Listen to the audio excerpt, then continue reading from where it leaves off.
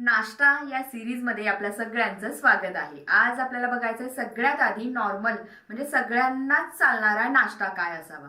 नाश्त्यापेक्षा शक्यतो न्याहारी म्हणजे काय तर जेवण।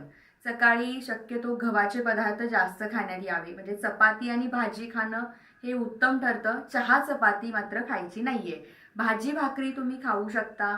त्यासोबत जर नाश्ताच म्हणत असाल तर उपीट शिरा हे खायला चांगलं आहे।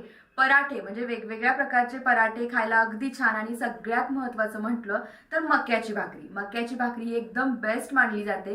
लहान मुलांना जर मक्याची भाकरी आणि दूध जर तुम्ही कुस्करून देत असाल तर त्यांचं पित्त कमी होतं आणि उंची वाढायला छान मदत होते। त्यामुळे लहान मुलांना अगदी तुम्ही घरात 2 मुलं असतील तर मक्याची भाकरी आणि दूध दिलेलं बाळ आणि अगदी तुमचा रेग्युलर काय असेल तो नाश्ता दिलेलं बाळ याच्यामध्ये तुम्ही नक्कीच फरक बघू शकता।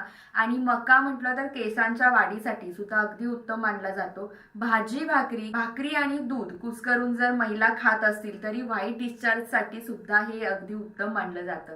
तर अशा प्रकारे रेग्युलर रोजचा तुम्ही नाश्ता या प्रकारे घेऊ शकता।